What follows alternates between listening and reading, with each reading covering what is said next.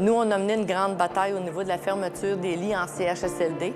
L'employeur devait fermer 62 lits et suite à la mobilisation de la population, il a décidé d'en fermer seulement 50.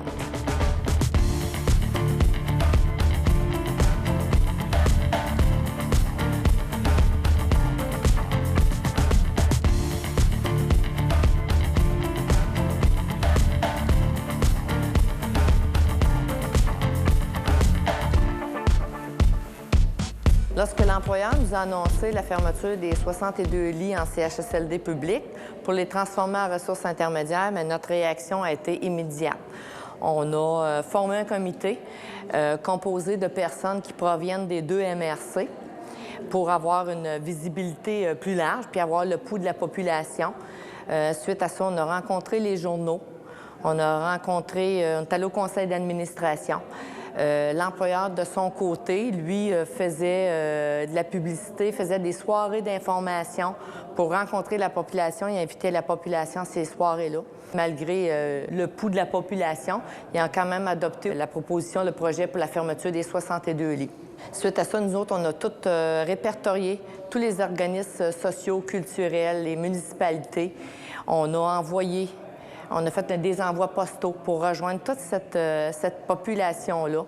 On a distribué des tracts lors de festivals qu'il y avait à la population. On a fait de notre côté des soirées d'information pour essayer de montrer que ce que l'employeur présentait, c'était pas si rose qu'il le prétendait. On a fait signer une pétition. On a recueilli aux environs 4000 signatures qui proviennent de la population et non des employés, parce que si on voulait que ça ait du poids, il fallait viser la population, parce que l'employeur, juste les employés, ça n'aura rien changé. Fait que c'est avec la population qu'on a travaillé. On a eu 50 organismes environ qui nous ont appuyés, 12 municipalités dans ça. Fait qu'avec ça l'a aidé. On a fait une marche à la pluie battante. On est allé en direction du CHSLD qui devait fermer, le premier à fermer. Fait qu'on est allé là, à la pluie battante, et la population s'est jointe à nous. On est allé au conseil d'administration au mois de mai. Et suite à la réaction de la population, il y avait environ 400 personnes ce soir-là au conseil d'administration. 80 des gens, c'était des aînés, vraiment, la population. Et ces gens-là posaient des questions, n'étaient pas gênés. Ils ont même hué l'employeur dans les réponses que l'employeur donnait. Suite à ça, l'employeur a décidé, ça a été même rendu public, qu'il avait entendu le message de prudence de la population, ce que la population avait dit. Il n'a pas parlé vraiment des employés. Je pense qu'il faut passer par la population pour avoir du poids là-dedans. Et il a dit que par message de prudence, au lieu de fermer 62 lits, il en fermerait 50. Donc, on a quand même empêché la fermeture de 12 lits en CHSLD public.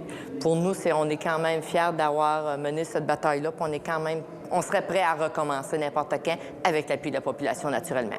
Mais quand on est mobilisé, qu'on a à cœur on tient à quelque chose, on avait des arguments, c'était pas artificiel. Ce qu'on disait, on le vit dans nos CHSLD. Fait qu'on est en mesure de le dire à la population ce qui se passerait s'ils fermaient vraiment les lits en CHSLD, le manque de place, etc.